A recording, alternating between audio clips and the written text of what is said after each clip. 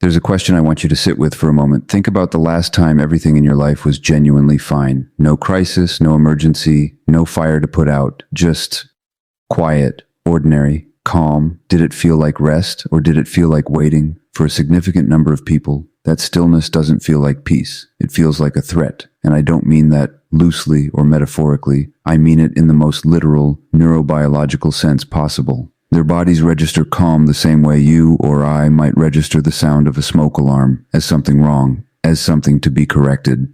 Now, to understand why, we have to go beneath behavior, beneath even thought, and look at what the nervous system is actually doing. The human nervous system is not, at its core, a system designed for happiness. It is a system designed for survival. And survival, for most of human history, meant one thing above all else: pattern recognition. The ability to detect what was normal in your environment and to raise the alarm the moment something deviated from that norm. Here is where it gets profound, because that system, that exquisitely sensitive, remarkably adaptive system, does not distinguish between a dangerous environment and a familiar one. It only knows what it has learned to expect, and if what it learned to expect in the earliest and most formative years of a person's life was chaos, if the baseline was tension, unpredictability, a parent's volatile mood, the silence before an argument, the particular quality of a house holding its breath, then that becomes the nervous system's definition of normal. Calm, then, is the anomaly. Calm is what doesn't fit the pattern, and the nervous system, doing exactly what it was designed to do, responds to the anomaly with vigilance, with unease, with the quiet but persistent signal that something must be wrong because nothing is wrong, and that has never been safe before. This is what the developmental psychologist and trauma researcher Dr. Gabor points to when he speaks about the body keeping the score of our early experiences. We don't consciously choose to feel anxious when life is good. We don't decide rationally to distrust peace. The decision was made for us, long before we had the language to question it, by an environment that taught our nervous system that relaxation was a luxury it could not afford. And this is not weakness. I want to be very clear about that. This is not a flaw in the person. It is an adaptation that once served a real purpose, in a real context, for a real child who needed to stay alert to stay safe. The tragedy is not that the nervous system learned this. The tragedy is that it never got the memo that the danger has passed. So when we see someone who cannot enjoy their own good fortune, who finds reasons to worry when there are none, who feels inexplicably anxious on vacation, who picks a fight with their partner the night before something wonderful is about to happen, we are not looking at irrational behavior. We are looking at a nervous system running a very old program in a context that no longer requires it. This is the first and perhaps most important thing to understand about the psychology of people who panic when life is calm. The chaos isn't in their circumstances, it was in their curriculum. Now, once we understand that the nervous system can become addicted to a certain rhythm, to the cadence of crisis and urgency, we have to ask a deeper question. What happens when that rhythm doesn't just shape how a person feels, but begins to shape how a person understands themselves?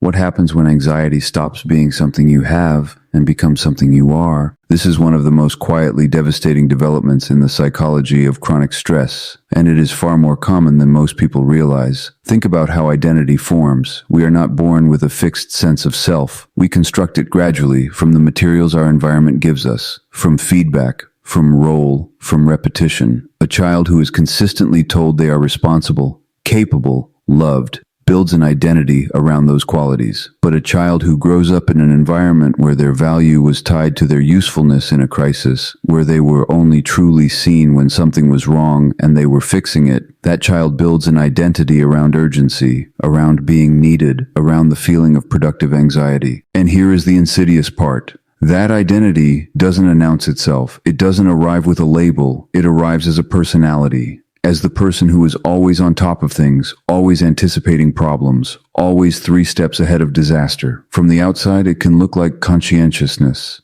like responsibility, like strength, and sometimes, for a while, it even feels that way from the inside. But underneath that productivity, underneath that constant forward motion, there is something much more fragile. There is a self that has never learned how to exist without a problem to solve. A self that, in the absence of crisis, doesn't know what it's for. The philosopher Albert Camus once wrote that the absurd is born of the confrontation between the human need for clarity and the world's unreasonable silence.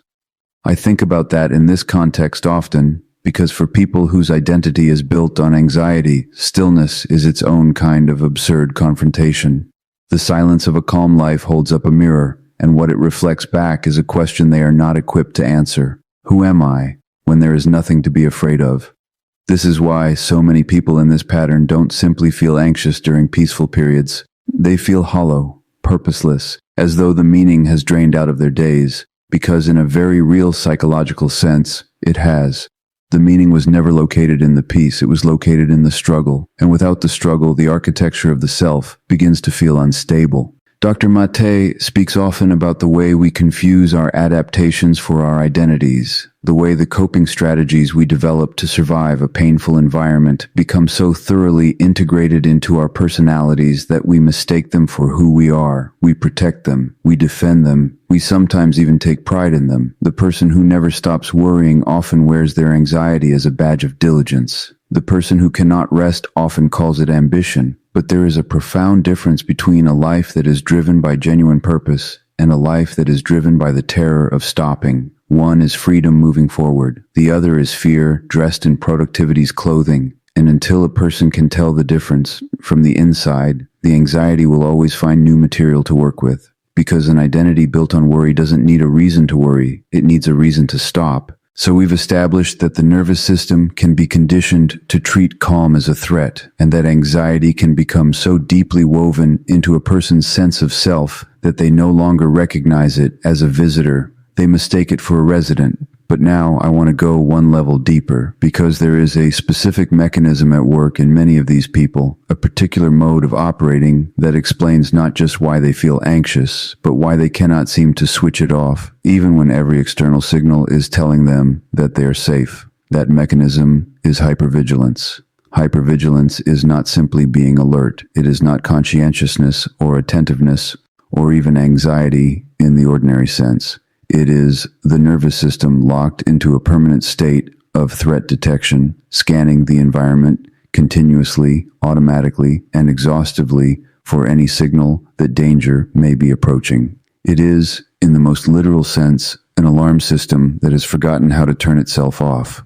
And to understand where it comes from, we have to return again to early experience, because hypervigilance is not something people choose. It is something they were trained into by environments where the threat was real, where the danger was unpredictable, and where the cost of missing a signal was too high to risk. The child who grew up walking on eggshells around an emotionally volatile parent, the young person who never knew which version of their home they would come back to at the end of a school day, the adult who learned early that safety was never guaranteed, only negotiated moment to moment through constant watchfulness. For that child, hypervigilance was not a pathology.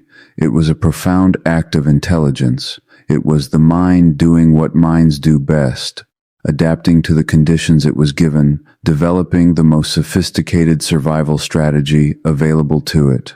The problem, as with so much of what we are discussing today, is that the strategy outlives the situation. Because here's what hypervigilance does in a calm environment. It doesn't rest. It doesn't look around, register the absence of threat, and stand down. Instead, and this is the part that is so important to understand, it invents. The scanning doesn't stop just because there is nothing to find. It continues, and in the absence of real danger, it begins to construct it. It reads neutral expressions as hostile. It interprets silence as disapproval. It finds evidence of catastrophe in the most ordinary of circumstances. A delayed text message, a slight change in someone's tone, a moment of uncertainty at work, and it builds from those fragments a case for why danger is, in fact, imminent. This is not imagination. This is not irrationality. This is a finely tuned instrument playing in a room where there is no longer any music to respond to, so it begins to generate its own. The neuroscientist Stephen Porges, through his polyvagal theory, has helped us understand that the nervous system is always making decisions about safety before the conscious mind has even been consulted. The body votes first, and when the body has been taught to vote for danger, it will find a way to cast that vote, regardless of what the mind or the circumstances might suggest. This is why telling a hypervigilant person to simply calm down, to look around and see that everything is fine, is not just unhelpful. It is a category error. You are speaking to the prefrontal cortex about a problem that lives in the brainstem. You cannot think your way out of a nervous system that learned to think danger into existence. There is a particular kind of suffering that is almost impossible to explain to someone who hasn't lived it. It is the suffering of the person who cannot enjoy good things, not because the good things aren't real, not because they aren't genuinely, objectively wonderful, but because the moment something beautiful enters their life, a relationship that feels safe, a success they have worked hard for, a season of genuine peace, something inside them contracts, braces, pulls back from the edge of happiness as though happiness itself were a trap. We need to talk about that because it is far more widespread than we acknowledge, and it is one of the most misunderstood dimensions of anxiety. The researcher Brené Brown gave this experience a name that I think is exactly right. She called it foreboding joy, the phenomenon where joy, rather than being received as a gift, is immediately shadowed by the anticipation of its loss, where the mind, instead of settling into a good moment, immediately begins calculating what it would cost to lose it. You get the promotion, and before the day is out, you are already imagining how it could be taken away. You fall in love, and somewhere beneath the warmth of it, a quiet voice is already rehearsing the grief. You have a perfect afternoon with your children, and you find yourself, inexplicably, on the verge of tears, not from gratitude, but from the preemptive mourning of something you haven't lost yet.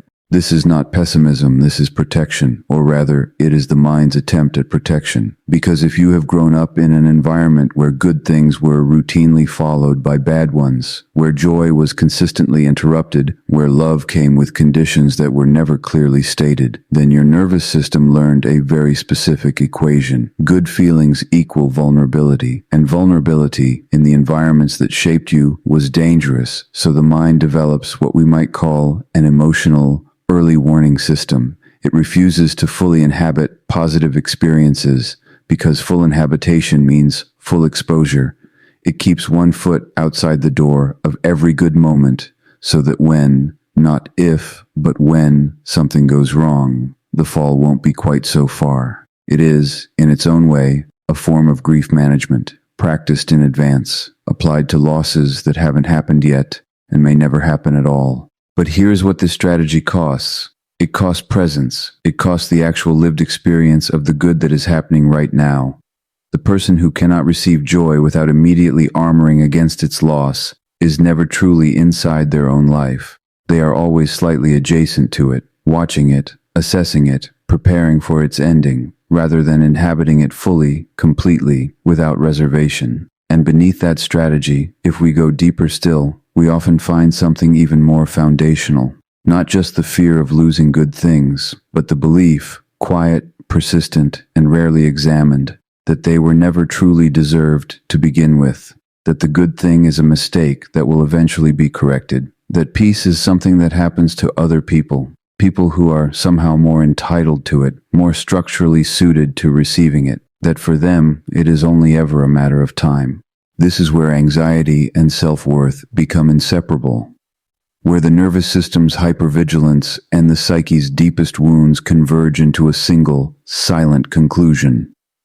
That you are someone for whom good things do not last, because some part of you has never believed you were someone for whom good things were meant. We have been talking, up until now, about what happens inside a person when calm feels threatening. The internal architecture of a nervous system that mistakes peace for danger, the identity that forms around anxiety, the hypervigilance that invents threats when it cannot find them, the heart that armors itself against joy before joy has even fully arrived. But now I want to turn our attention to something that is, in many ways, the most visible and the most destructive expression of everything we have been discussing, because some people don't just feel uncomfortable when life is calm, they burn it down. This is the pattern we call self-sabotage, and I want to approach it with the same compassion and precision we have brought to everything else today, because self-sabotage is perhaps the most judged and least understood behavior in the entire landscape of human psychology. We look at someone who destroys a good relationship, who abandons a promising opportunity, who picks a fight for no apparent reason at the exact moment things are going well, and our instinct is to call them self-destructive, irrational, their own worst enemy. But what if we looked closer? What if, instead of judging the behavior, we got genuinely curious about what it is doing for the person? Because behavior, as we have established throughout this conversation, does not arise from nowhere. It arises from need. And the need being met by chaos, by the manufactured drama, the unnecessary conflict, the sudden crisis conjured from nothing, is the need for a familiar emotional environment. Remember what we said at the very beginning. The nervous system doesn't know the difference between dangerous and familiar. It knows pattern. It knows rhythm. And for people who grew up inside chaos, chaos is the rhythm their entire system is tuned to. Calm doesn't just feel uncomfortable. It feels like a frequency they cannot receive. And so, unconsciously, automatically, without any deliberate intention, they begin to adjust the dial. They create turbulence. They introduce instability. They find, with remarkable precision, exactly the right lever to pull to return their inner world to the only emotional temperature it has ever known how to regulate. This connects deeply to what attachment theory reveals about our relational patterns. The psychologist John Bowlby, who gave us the framework of attachment, understood that human beings will reliably choose a known attachment experience over an unknown one, even when the known experience is painful. Not because they want the pain, but because the known, however harmful, carries with it a sense of predictability, of mastery, of home. And there is something else at work here too, something that sits at the intersection of psychology and neuroscience. Chaos, stress, and conflict are not merely familiar to these individuals. They are, in a very literal sense, chemically compelling. The neurological arousal produced by a crisis, the adrenaline, the cortisol, the sharp focusing of attention that danger demands, can become, over time, a form of stimulation that the brain actively seeks. Not unlike a substance, not unlike any other source of intense neurological reward that the system has learned to depend upon. This is why the chaos cycle is so difficult to interrupt from the outside. You cannot reason someone out of a pattern that their nervous system experiences as both home and high simultaneously. You cannot simply point to the wreckage and expect that to be enough, because from inside the cycle, the wreckage isn't the problem. The wreckage is the point. It is the only landscape in which they have ever known how to feel completely, recognizably alive. And so we arrive, finally, at the question that matters most. Not just why this happens. We have explored that with considerable depth. Not just what it looks like, or where it comes from, or how it perpetuates itself across a lifetime of relationships and choices and quietly sabotaged moments of peace. We arrive at the question of what, if anything, can be done. Whether the nervous system that was educated in chaos can be re-educated in calm. Whether the person who has spent decades treating peace as a threat can learn, genuinely, neurologically, not just intellectually, to treat it as a home. And my answer to that is an unequivocal yes. But I want to be careful about how I say that, because the path to that yes is not the one most people expect. We live in a culture that is deeply in love with the idea of insight as cure. The belief that if you simply understand something well enough, if you can name it, explain it, trace it back to its origins, you will be free of it. And understanding is not nothing. Everything we have discussed today is valuable precisely because awareness is always the first condition of change. You cannot heal what you refuse to see, but awareness alone does not rewire a nervous system. And this is the distinction that I think is most critical for anyone in this room who recognizes themselves in what we have been discussing. The patterns we have been talking about today were not formed through thought. They were formed through experience, repeated, embodied, felt experience that wrote itself into the architecture of the body long before the conscious mind was sophisticated enough to have an opinion about it. And what is written through experience must ultimately be rewritten through experience. This is what the neuroscientist Dan Siegel points to when he speaks about neuroplasticity. The brain's remarkable lifelong capacity to form new connections, new pathways, new patterns of response. The nervous system that learned to treat calm as dangerous can learn something different, not by being argued out of its position, but by accumulating, slowly and repeatedly, a new kind of evidence. Evidence gathered not in the mind, but in the body. The evidence of surviving a quiet moment, of remaining present inside a good thing without it being taken away, of choosing again and again not to reach for the chaos, and discovering that the discomfort of not reaching for it is survivable. This is the work, and it is slow, it is nonlinear, It requires, for most people, the support of a skilled therapist who understands trauma not as a story to be retold, but as a physiological pattern to be gently, persistently interrupted. It requires practices, somatic work, mindfulness, breath-based regulation that speak directly to the nervous system in the only language it truly understands, which is not words, but sensation. Safety, practiced in the body, one moment at a time. It also requires something perhaps more difficult than any technique. It requires a fundamental revision of identity, a willingness to ask, and to sit with the discomfort of genuinely not knowing the answer. Who am I if I am not my anxiety? What is my life if it is not a series of crises to be managed? What does it mean to deserve peace, not as a reward for surviving difficulty, but simply because I am here and I am human, and that has always been enough? These are not small questions. They are in many ways the largest questions a person can ask, but they are the questions that stand at the threshold of a genuinely different life. And the willingness to ask them, honestly, courageously, without already knowing the answer, is not the end of the journey. It is the first real step of it.